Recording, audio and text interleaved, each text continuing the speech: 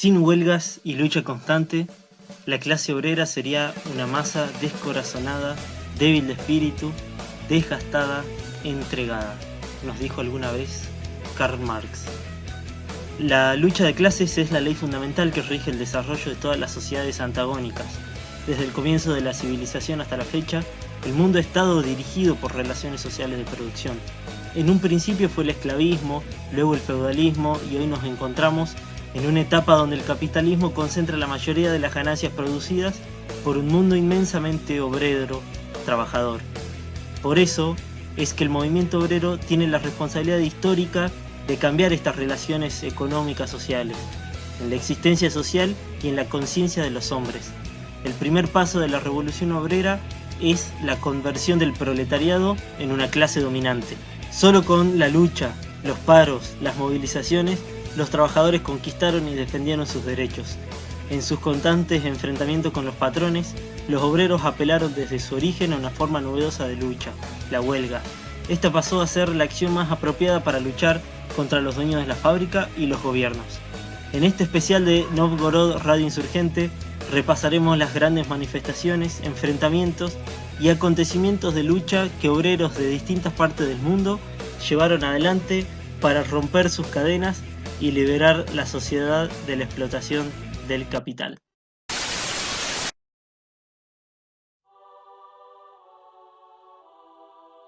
El Día Internacional de la Mujer Trabajadora y Revolucionaria, también llamado Día Internacional de la Mujer, conmemora la lucha de la mujer por su participación en pie de igualdad con el hombre en la sociedad y en su desarrollo íntegro como persona. El desarrollo de la historia, de un tiempo a esta parte, fue redactado mediante diversas formas de documentación por los hombres que empoderaban las historias de, valga la redundancia, los hombres. Existen, sin embargo, testimonios sobre mujeres que fueron paradigmáticas en la lucha de la feminidad, para ocupar lugares como el campo científico, el campo de la guerra, el campo político, el libre pensamiento y, la liberación de la mujer en general.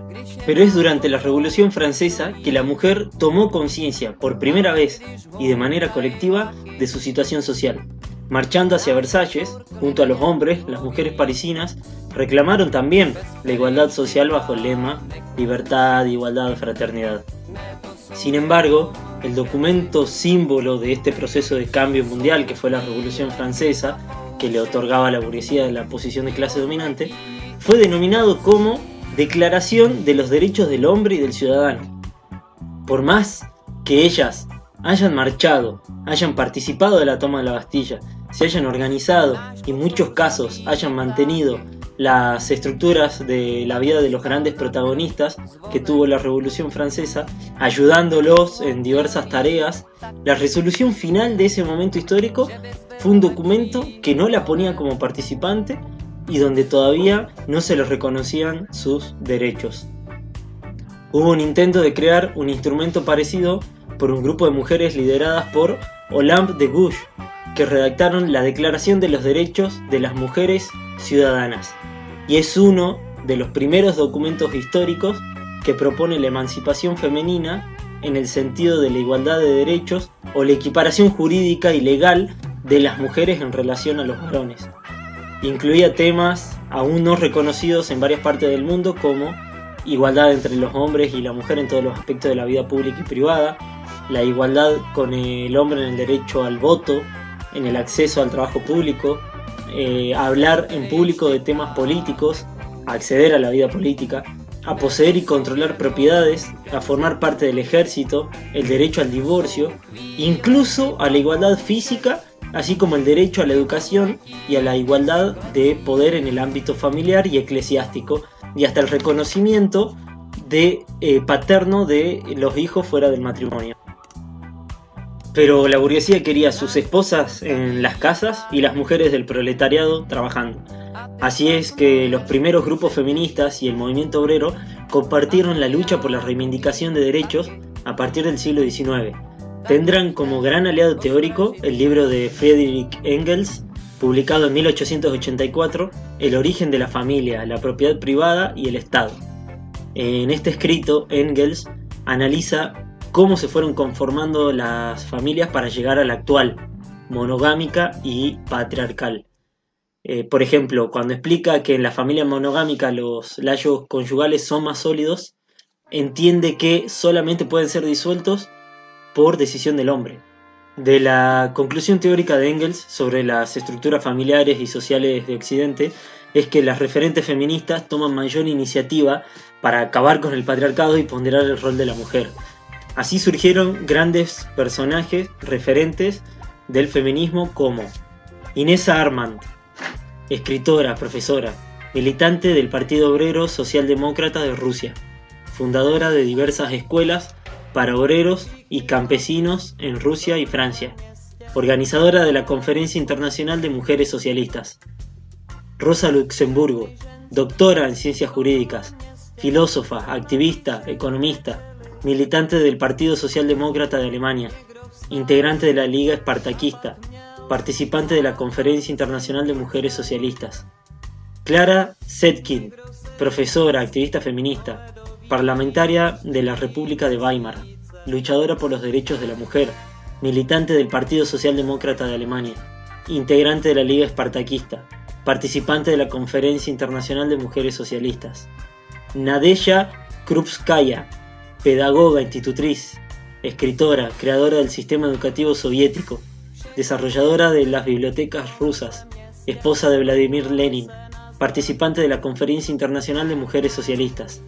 Alexandra Kollontai, escritora, activista feminista, primera mujer de la historia en ocupar un puesto en el gobierno de una nación, participante de la Conferencia Internacional de Mujeres Socialistas. Como verán, todas las personalidades mencionadas tienen algo en común: la Conferencia de Mujeres Socialistas, realizada por segunda vez en Copenhague en 1911, donde además de reiterar las demandas por sufragio universal para todas las mujeres, la posibilidad de ocupar cargos públicos, el derecho al trabajo, a la formación profesional, a la no discriminación laboral, entre otros derechos, propusieron crear una fecha conmemorativa que se denomine Día Internacional de la Mujer Trabajadora.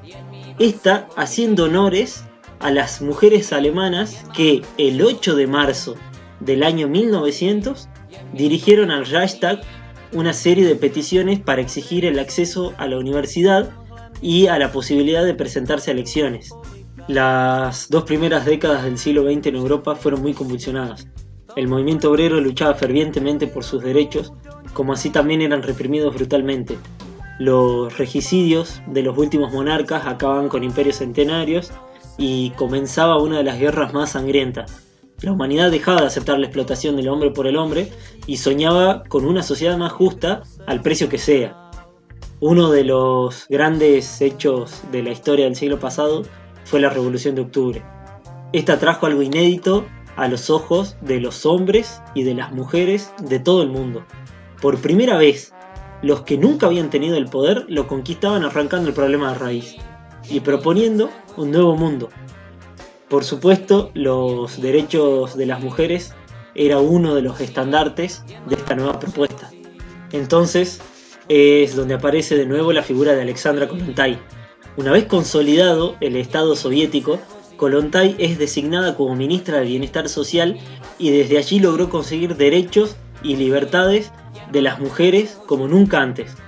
La liberalización de las relaciones familiares, la liberalización de las relaciones sexuales, el sufragio femenino, la remuneración igualitaria, el derecho a la educación, el derecho a servir en el ejército y en los cargos gubernamentales, el divorcio legal, el aborto legal, beneficios sociales en forma de salario de maternidad, guarderías y hogares para los niños, creación del Departamento de la Mujer dentro de su ministerio, organismo dedicado a promover la participación de las mujeres en la vida pública y en proyectos sociales. Promovió desde este departamento además la lucha contra el analfabetismo.